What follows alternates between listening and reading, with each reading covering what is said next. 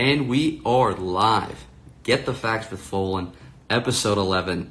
Guys, we got a unique one for you today. One of my friends back from TCU, she was traveling just like I was during all the outbreak of the coronavirus. She happened to be in Peru. She's joined it, so let me add her in. But she is officially stranded. The country is on lockdown, and she is unable to leave. Let's see if this works.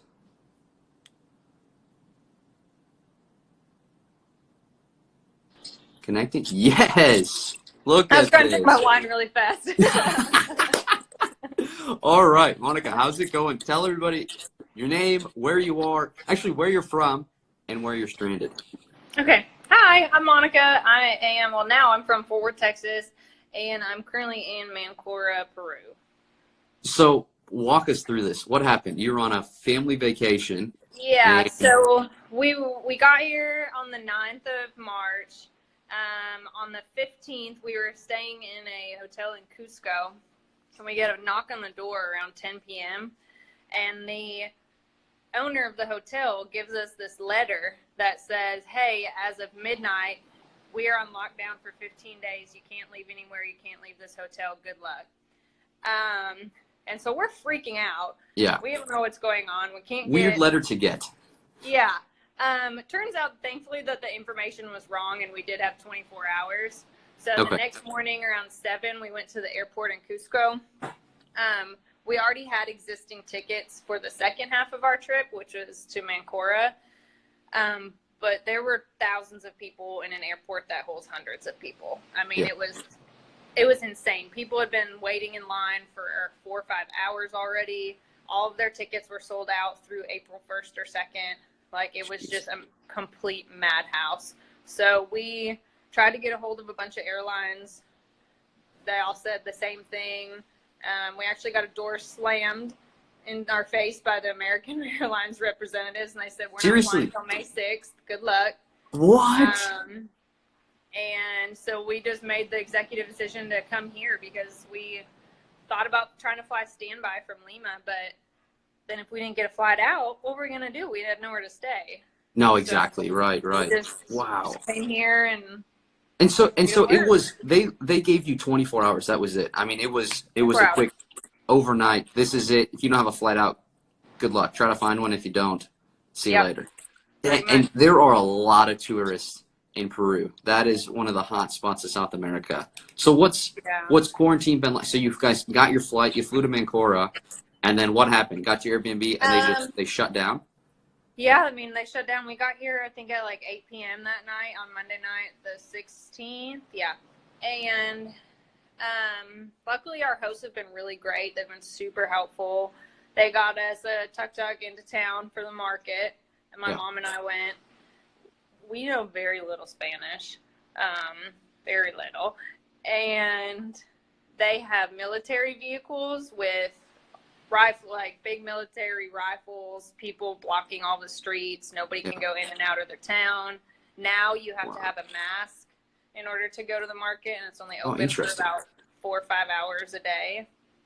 And how were you supposed to get one of those if you didn't buy one when you were out? I don't know. Luckily, our host has some, but yeah. Oh, good. Okay.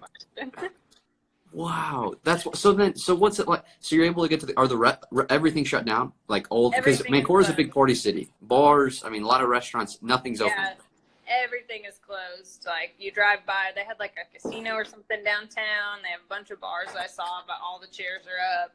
Yeah. Doors are locked. There's a huge police presence, a lot of military, checkpoints every once in a while where they're asking you where you're going. And we have a lot of really decent food, though, so that's good. That's good. So the grocery stores are still stocked up. There's no shortage. Well, you've been to Mancora, right? It's not so much a grocery store as it is like a farmer's market. Okay. Which is fun. We are being forced to figure out Spanish. Well, what an opportunity to learn. I mean, you've got plenty of weeks to do it. The time is now. We're like, That is wild. So So what have you been doing to pass the time? I mean, it would be one thing if you're stuck at home, right? Everyone has good internet connection. You can watch Netflix. Internet can be quite iffy. What do you guys do to pass the time? Now, we've got the beach. I don't know if you can see really anything back there. Little dark, could still kind of make it out. Yes. But we've got a pool. We have some puzzles. We've been crushing the puzzle game. Really just spending time together. I mean, this is the most time I've spent with my parents in probably 10 years. Yeah. So I'm just trying to shift my mindset to focus on the positive of that and Definitely. just be grateful for this time rather than stressed out about things I can't control. Exactly. Yeah, there's so much out of our control, so much unknown. And you just mentioned they have extended the quarantine for Peru. You just got notice recently about that? They did. So it was supposed to go through either the 30th or the 31st. I can't remember. And now it is through the 13th. And so that is like land travel, air travel, everything. The embassy sent us all a letter so that we can supposedly show to Peruvian police to let them know that we have authorization to travel throughout the country. Is it in English or is it in Spanish? It's in English, of course. That ain't gonna work. No. What's that gonna do? I don't know. Wow. What an adventure. That's so great. So then, like, do you, at the Airbnb, is it a house or are there multiple units next to each other? Like, do you guys have neighbors? It's a house, okay. Which is awesome. Okay, that's nice. But it'd be interesting if you had neighbors, catching up with them, get a little human interaction. But, I mean, you're very lucky in the sense that you're stuck with your family, right? I mean, it would be so much worse being alone. I mean, totally being isolated. So having a couple people there is significant. Right. I was literally this close to being stranded in Nepal, and I can't imagine. Part of it seems like I was like, it might be an amazing adventure, but I was like, oh my god, what am I thinking? No, because it was going to be the same thing as you in Peru. Like they announced it was going to be a couple weeks. There was no doubt in my mind they were going to extend it. So I'm glad to be here in Singapore with Katie and her family. It keeps you sane. Oh man. Well, what an adventure. Let's dive into traveling in Peru. We'll look at it from a tourist perspective, since neither of us are locals. But guys, I tell you what, if you've never been to South America, you want a friendly country that is the perfect gateway to South America. Good introduction. Peru is the way to go. So, Monica, you've been there for quite a bit, excluding the quarantine time. What were you bounced around to quite a few places. What were your top 3 experiences when you had your freedom in Peru? So we started off in Cusco, which is like a mountain. It's like the mountain town, basically, which is a little touristy, but it was still cool. Mm-hmm. We took a train, a bus to a train, to Machu Picchu, the city, I guess, of Machu Picchu, and then we did the full hike of everything. Awesome. Got way up above the entire world, it seemed like. That was really cool. I wasn't expecting to like it as much as I did. Uh-huh. I was like, oh, cool, like a bunch of old rocks. But then I got there and I was like, this is actually really awesome. And the vantage point that we got to just kind of takes your breath away. It really does. No, definitely. Yeah. That was awesome. Another thing that took my breath away was Rainbow Mountain, but that was more literal because the elevation was so high. Mm-hmm. We were probably up on top for 15, 20 minutes, and that was enough. Yeah. Was it a cloudy day or was the sunshine? It was actually so clear. It was beautiful. We were so lucky that nice. We had an absolutely gorgeous, clear day, and all of it was visible. My mom, who just had knee surgery, took a horse down, which was kind of funny. But she said that actually. Well, they have when you're walking up, they have them the whole way, right? And they're always encouraged, like, "Come on, take the horse. Right. You got the chance." Start bartering with them. But then on the way down, they get a lot more business. Yeah. So Yeah, Rainbow no, and then Mountain. she said that the views were amazing too because they take a little bit of a different route down. And Oh, so cool. that was kind of cool to know that the views were different riding the horse. Yeah. And Then a then we third, so we did, got Machu Picchu, Rainbow Mountain. and then we did a hike through Sacred Valley. We did it through Awesome. a small, it was just a one person who guided our tour. It was just my family. And we went through a little village to start, and then she took us, through a bunch of farms and then up into the mountains and down the valley, some beautiful waterfalls, and it was really authentic. And the only other people that we saw on the trails the whole time were locals, which was really cool. Yeah, that's really lucky for a place like Peru that does have quite a few tourists. That's pretty rare. So you found the right guide for that.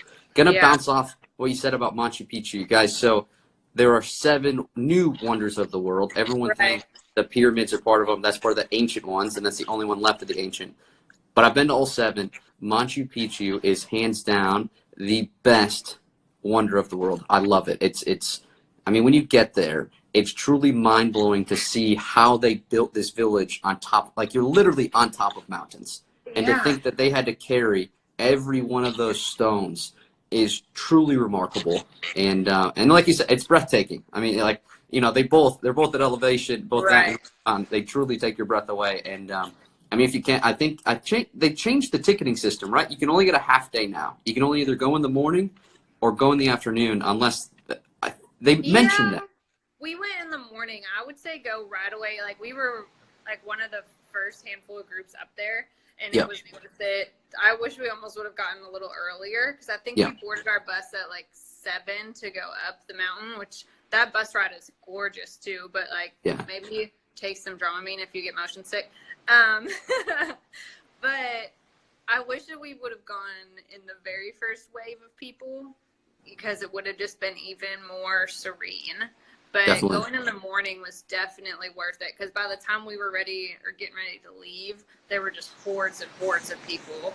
They pile in as the day gets that longer, and so if you can, even if you're not an early riser, wake up, do the sunrise at Machu Picchu because the way the light beams cut through the mountains to it's just there's nothing like it. I mean, a close second is Petra. Petra and Jordan's quite nice, but Machu Picchu, the way you have to get there, if you're either hiking in or take the train in, you can't go wrong with it. So, for one other city, you said you missed it. Your flight, unfortunately, was delayed.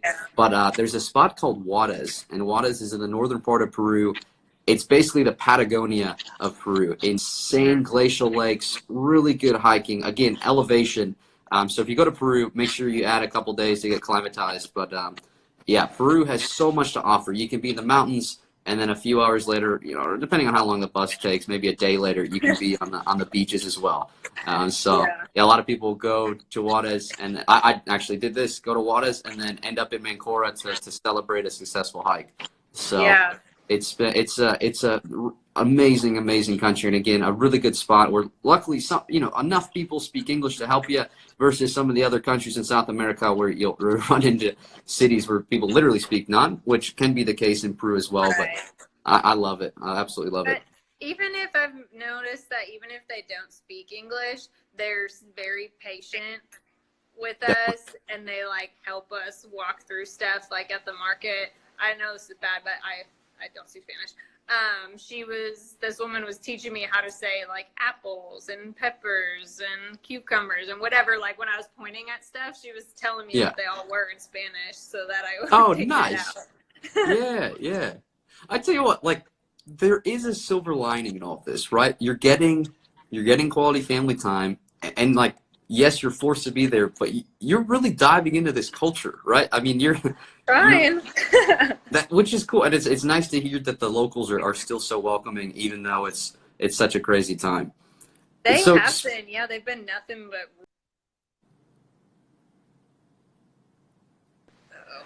Oh, you're spinning. I can still hear you. There we go. You're back. There we go. I was like, oh no. Oh man. So all right. So let's dive into food. Did you get to eat quite a bit of the local cuisine? We did try alpaca. Okay. What'd you think? I thought it was pretty good. Yeah. I don't mind it. Yeah, yeah, We it went was to nice. a Peruvian steakhouse, and we all were like, all right, let's do it. So Yeah. I liked it. I'd eat it again. I probably wouldn't like crave it, but it was good. Yeah, yeah, yeah. Did you guys, so the famous dish for Peru is ceviche. Have you had the ceviche? No, because we wanted to wait until we got here to have it. Because we Yes, figured what better place than Mancora because it's on the beach and it's like a right. fishing town. Well, we can't. Yeah, yeah. Oh, yeah, because they would all be closed down. Well, Everything's hopefully you closed. can get one before you leave. Guys, if you don't know what ceviche is, it's basically raw fish, all right? So almost, it's sushi grade. I mean, it's safe to eat raw. And then they put it with onions, tomatoes, and lime juice. And typically let the lime juice, soaks it in and actually kind of, it cooks the fish a bit. So Like does, yeah. Peru is the place to get it. I love ceviche so much. I think we were doing an episode the other day. People were commenting on, oh, who started it? Some will claim Ecuador, some will claim Panama. But in my opinion, Peru started it. I've always known it as a Peruvian dish. Peru is the place to get it. But anywhere in South America, for the most part, I mean, stick on the coast. Bolivia has some good food. Personally, want to eat the ceviche there because they're landlocked. But yeah, such a good food. Have you had the famous dish, the weirdest dish that Peru is known for? And you know where I'm going with this one? Yes. No, we didn't have it. The guinea pig? Yes. No, we didn't. We all chickened out. No! Oh my gosh, you should have got one. Well, before you leave, again, okay, so you're going to have to get ceviche, and you're going to have to try. So they serve guinea pig, and if I remember correctly, they call it koi, is I think what they say. And so you'll be, depending on what city you're in, they'll sometimes literally like be spinning these guinea pigs above a fire. Right, but there's nicer restaurants that'll fry them. I tried it. I had to when I was in Peru. It's a greasy meat. I compare it to the dark meat of turkey. If you don't mind dark meat of turkey, it's going to be very similar. But for the price that they charge, it's an expensive meat. Like one small guinea pig, you're going to get maybe 8 to 10 bites. That's it. So, and you're going to pay, depending on what restaurant, it's going to be like 20 to 25 bucks. So it's one of the things, one and done, personally. Worth trying it. Again, kind of like you with the alpaca. Is it going to be something I'm going to crave? No. When I get back to the United States, am I going to go to PetSmart to buy guinea pigs to cook them? Absolutely not. But when you're there, it's worth trying. Ecuador also has them, so plenty of opportunity to try the crazy foods while you're there. We thought about it. I think it was like a we'll see what next week brings sort of mentality. But this is our next week. Well, that's an interesting mentality at the timing of that because wow, did you ever guess that the next week you'd be locked up in quarantine in Peru? Never. We have tried to try a lot of awesome wines. I mean, I think South America, besides Italy, has some of the best wines out of like Chile and Argentina. And so we've been definitely consuming some good vino recently. That's good. Have you had a pisco sour? Yes, we did have quite a few. Those are very well known in Peru as well. Sorry. I didn't really know what they are, but it was good. Yeah, I can't remember. I mean, the biggest thing is egg. So there's egg white in the drink. That's what causes the foam. But yeah, highly recommend. Again, if you do a pisco sour with ceviche or koi, you can't go wrong. Very, very, very Peruvian dish. So usually I ask about stereotypes, different things. But let's focus on basically a traveler's perspective. What's been your biggest surprise since you've come to Peru? What is something that you weren't expecting to see or the people, like anything that comes to mind specifically? Well, so we had a different trip planned originally for this time, and we were actually supposed to go to Asia, and that was canceled, obviously. And so we decided to, so we decided to come here instead, and my mom suggested it, and I was like, I don't know about that, I don't really know anything about Peru. But I think I've just been surprised in general about how much I've truly enjoyed it. Yep. And the country itself is so different. I mean, we have been on 2 completely different vacations. Like we were wearing, layers and Patagonias and scarves and whatever when we were in Cusco and hiking and everything, and now we're in bathing suits every day. Yeah. You know, so you can make it whatever kind of vacation you want. If you want a beach vacation, okay, you can get yourself one of those. If you want to be more active, you can do that. So that was actually a huge draw for me because we got to do both sides of the coin, which was really cool. Yeah, it's amazing that it is so different. I mean, and Peru, you can even go to the Amazon, right? There's so many different opportunities as a traveler to see stuff. I mean, for a relatively smaller country, they've got a lot. Very, very diverse. Buses, if you bus, it does take a long time, so you're going to want some extra days there. But again, transportation, super easy, even with the local buses, which I happily rode. It wasn't bad at all. I'm just out of curiosity, where were you supposed to go in Asia? We were supposed to fly into Singapore, do a few days there. Oh, dang it. We could have had a reunion. I know. Yep. And then we were going to do a cruise through Thailand, a couple places in Vietnam, and then end in Hong Kong. Did they cancel the cruise, or did you guys decide not to? Okay. No, they canceled it. Thankfully, because then we got our money back. Yeah. Well, I was hiking about a month ago here in Singapore, and I met an English couple who they were on one of the very identical cruise, right? They were supposed to do, it was Thailand, Cambodia, over to Vietnam, and they didn't get off their ship once. Not a single place would let them dock. So they were on their ship, I think it was like 20 days nonstop. And like, how horrible would that be? You could see the land, you could see the places you want to go, but none of them would allow them to go. So I think that worked out for the best for you. And I agree. Yeah, that was our big fear about going, because we didn't want to cancel it ourselves. We was really hoping that the cruise line would cancel, but that would just have been awful to make that trip. Yeah. And then be right there and not be able to do anything.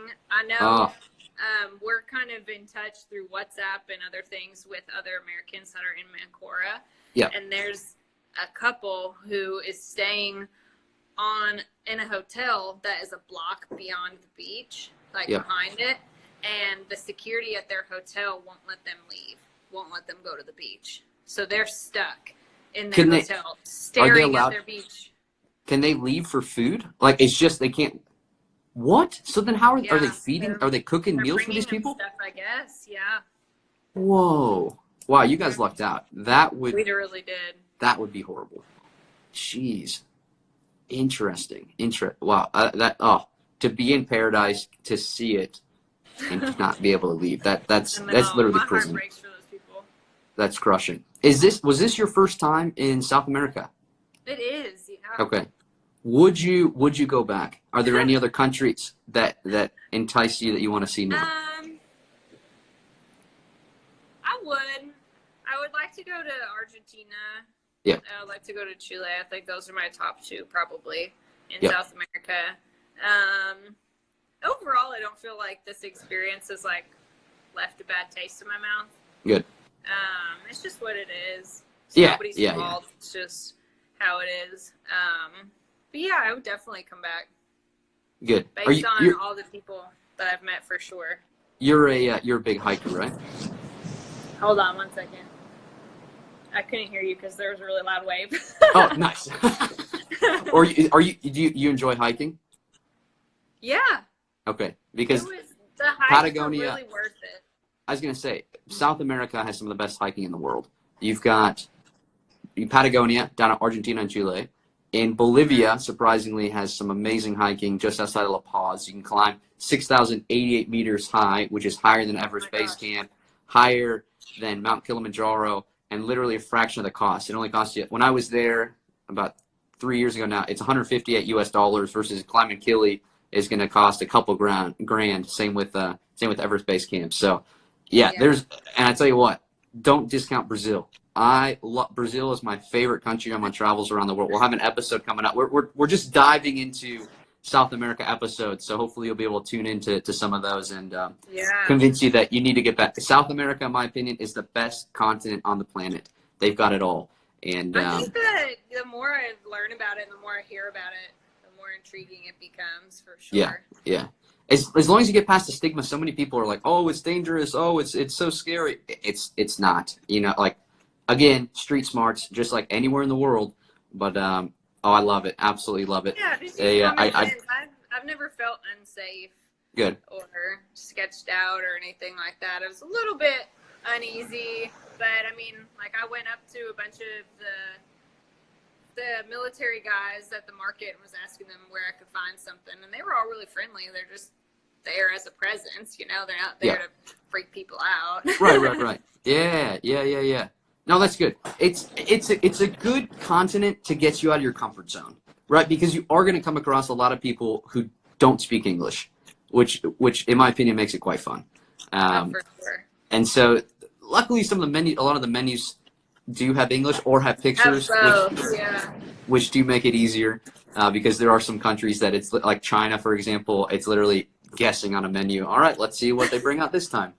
So, well, golly. So, okay, one final question. What's y'all's plan? Just gonna wait it out? You're just waiting? Is the